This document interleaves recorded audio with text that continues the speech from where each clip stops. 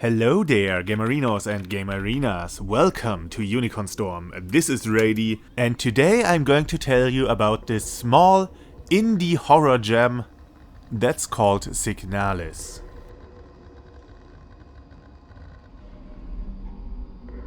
Signalis was developed by a small German two-people studio, and the game is so incredibly German.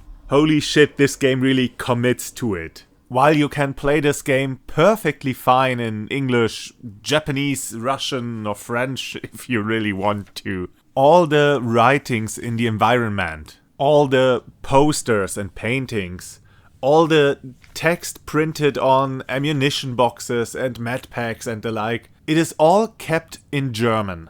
This leads to some of the abbreviations not making much sense, but this doesn't hurt the game too much. In fact, all the German wall writing or the acquisition forms or instructions written in German really add to the oppressive feeling this game is going for. The German language kinda lends itself to it.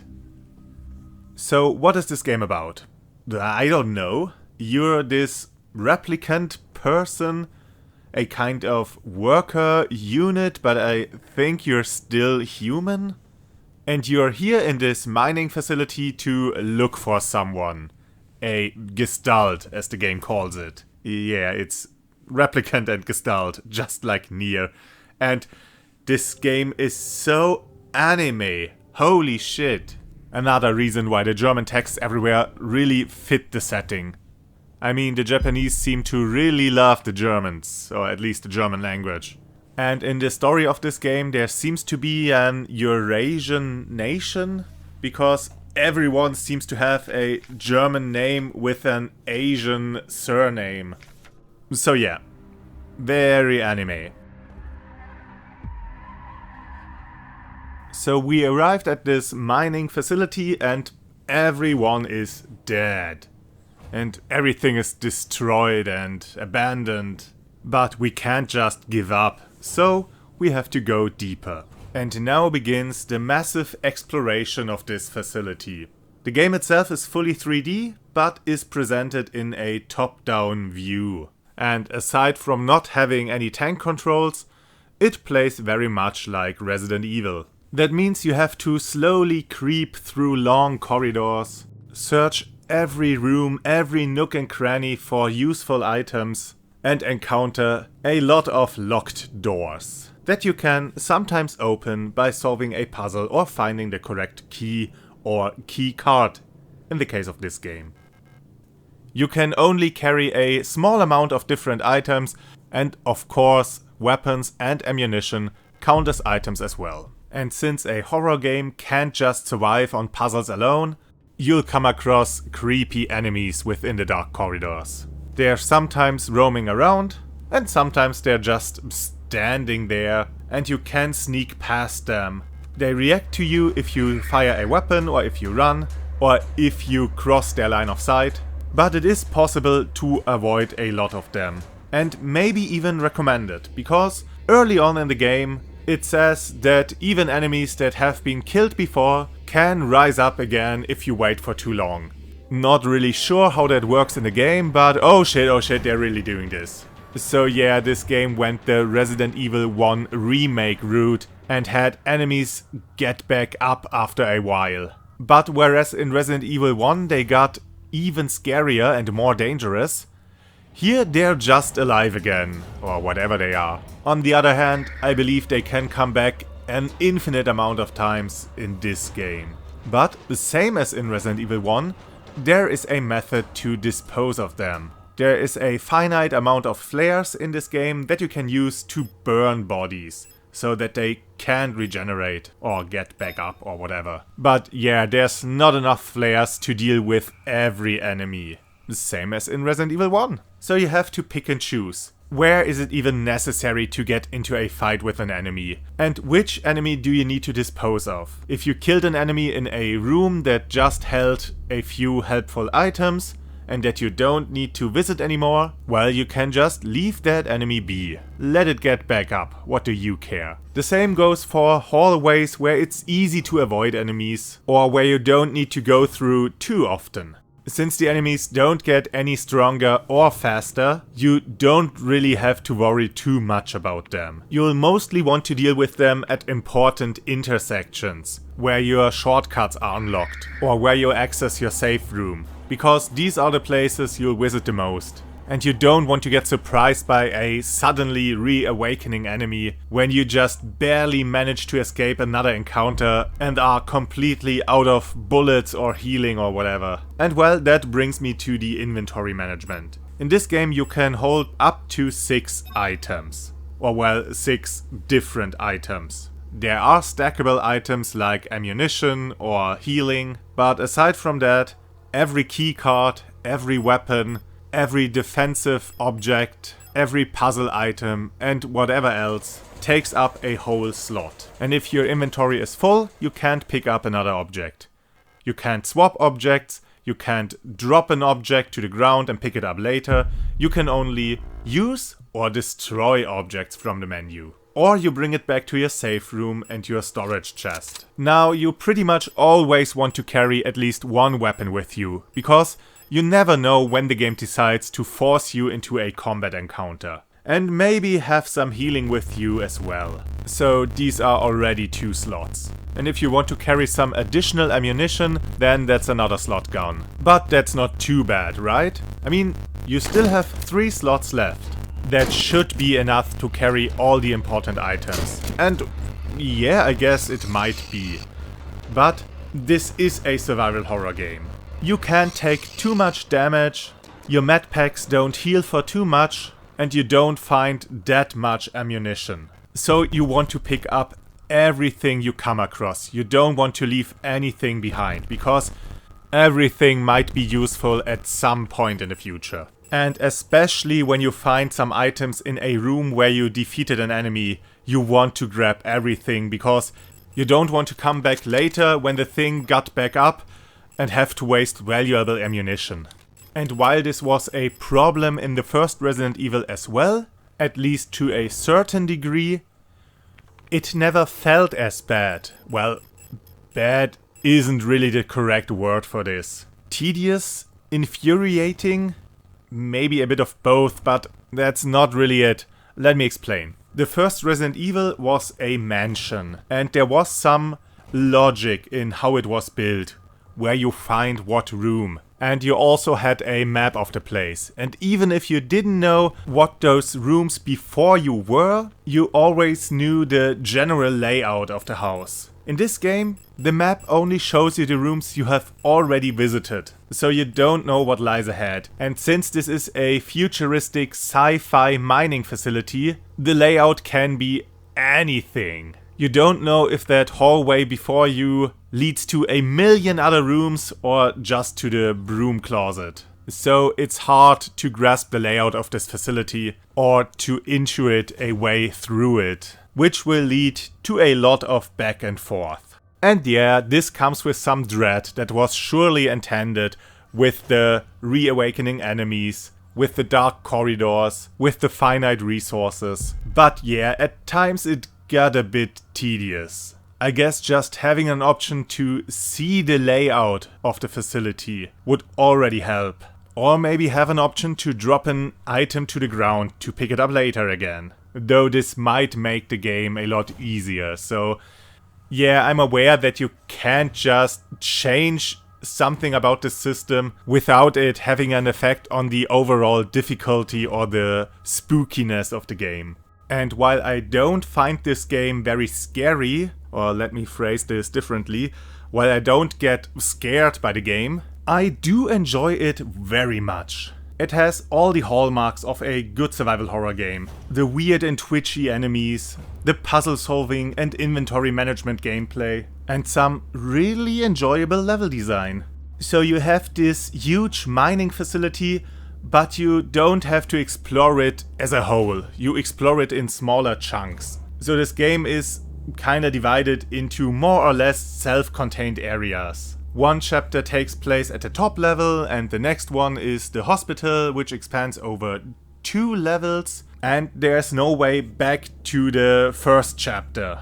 At least for now. And after that you have to explore 3 of the lower levels, and you have to find different access points to swap between the levels. And the level design always circles back in on itself. So through solving puzzles or just by exploring, you end up opening doors that were previously locked or locked from the other side. And so you create shortcuts and convenient ways back to your safe room. And while this is quite satisfactory near the end of each stage, it also means that if you explore all the available rooms in the wrong order, you might not come across another safe room or a shortcut to a previous safe room for a long time. And that means that you have to make constant trips back to your safe room to store items you don't need and pick up the ones you do need, and of course restock on resources. Add to that the roaming enemies you can't always avoid and that will get back up after a certain amount of time. Yeah, again, it creates a bit of dread, but it also creates a good amount of frustration. That said, it is fun to creep through these dark, decrepit and monster-infested places, and to partake in the dance of survival horror games, where you come across a puzzle that you can't quite solve yet, so you explore a bit more to find another puzzle that you might be able to solve, and maybe another puzzle after that, which rewards you with the missing piece you need to solve the first puzzle.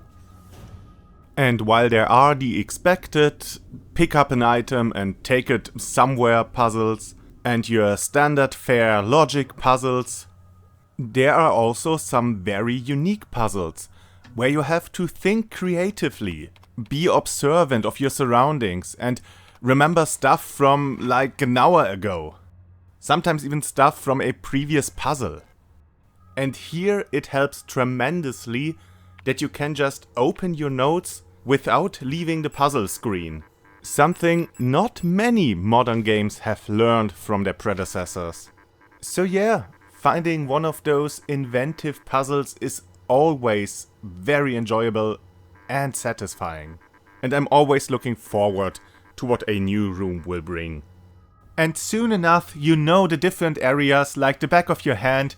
You know where the enemies hide, which routes they take, even though they are a bit random at times. And then the game throws you a curveball with enemies appearing suddenly out of the floor, or something like that. It doesn't happen too often, but when the game feels cheeky, it works. Combat itself isn't too complicated, you just aim and shoot, and most of the actual aiming is done by the game. If an enemy gets too close, instead of shooting at it, you have this little knockback move, which didn't fuck me over yet, but it feels a bit weird when you just want to take your final shot at a near-dead enemy, but yeah, it worked so far. And when an enemy is on the ground, you can finish it with a little stomp move. I haven't tried it out yet, but I guess if you don't finish an enemy, then it just will rise up again. There are different weapons that use up different ammunition, and it's your standard fare. You have stun prods for melee combat that are their own ammunition, so they only take up 1 inventory space. You have your pistol, which is your weakest ranged weapon, but ammo for it is plentiful. You have your shotgun that packs quite a punch. And it seems you can even find a revolver. And I'm certain there will be a machine gun or flamethrower or something like that later on in the game. The enemies in this game are the corrupted versions of the former workers in this facility. So you mostly come across shambling corpse-like beings that try to swing at you with their arms or maybe a weapon. And while running away isn't too hard, sometimes trying to dodge their attacks in these cramped hallways is easier said than done. Their attack hitboxes seem to be rather large, so a few times I was hit by an attack, I was sure I wasn't anywhere near it. And later there are enemies with larger weapons or shields or even guns. But they always resemble the living dead in a way, like cyber zombies. But because of the perspective, you'll never get a good look at them. You always only see them from above, and yeah, their movements are twitchy and weird and uncanny, but they're mostly in the shadows. You don't see everything that well, so it's just weird shapes attacking you all the time. And it's a bit sad. Because when the game goes into first person or into a cutscene, it really goes all out with its style. And I think had the game incorporated a 3D perspective or a side view perspective more often, then it would have helped to create a scarier experience. I mean, most of the heavy lifting in terms of horror in Resident Evil was done by the fixed camera angles. And a top-down view might make traversal more easy, but it also builds up distance between you and the game or the character or whatever.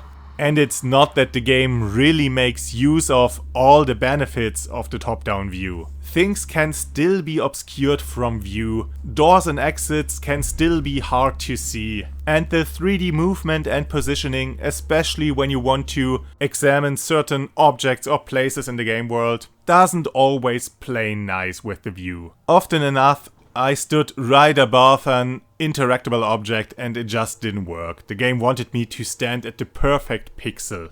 That being said though, I never had too much of a problem with this. All the game's systems work fine for the most part. There are just some small grievances that could be ironed out. Stuff like the game not pausing when you pick up an item and a text appears, because you never know how long this text will stay on screen or how many text boxes will appear, and this is quite annoying when an enemy is chasing you.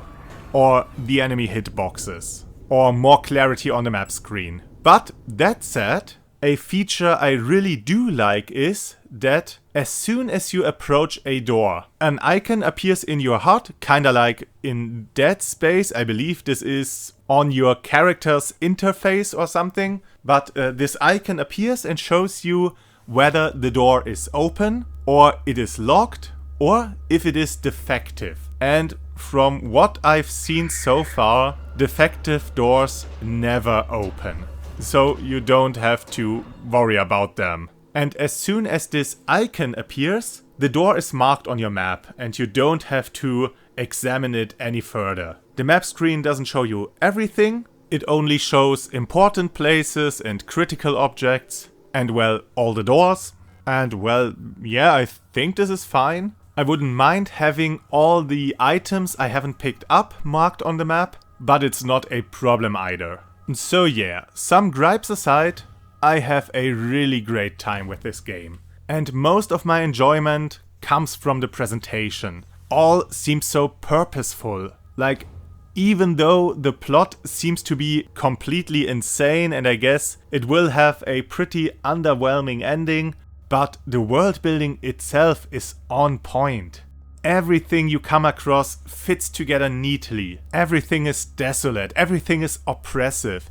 You are just a small cog in this machine. This machine being some fascist regime, and everyone is just referred to by their designation. They are divided into these gestalts and replicants with different tasks and different reasons for existing even. Everyone's rank or job title or whatever this is supposed to be is another bird. So a commanding officer is a Falke and a worker unit is an Elster or an Eule or...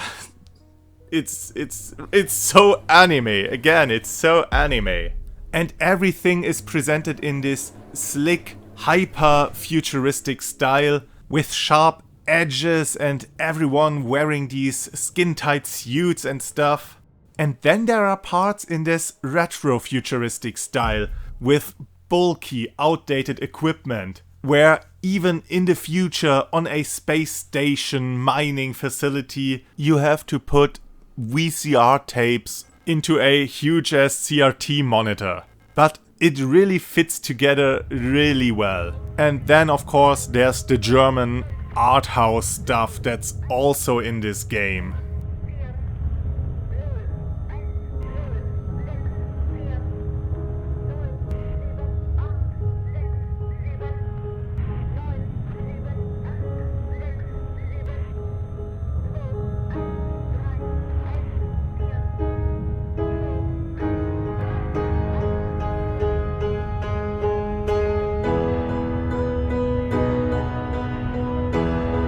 you really see that this is an indie game, in a good way.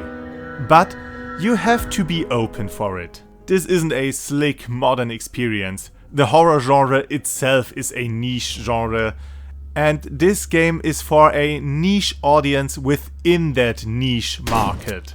But if you're up to it, and if you enjoy some of the more bleak anime or manga, if you're interested in some space horror with a lot of world building, then go for it. For 20 bucks, this game really is a steal, and you can get it on pretty much any platform. And it is part of the Microsoft Game Pass subscription, so if you have one of those, you can play it through that. But no matter what you do, I wish you the greatest of days. That's it from Rady, and I hope to see you again on the next game.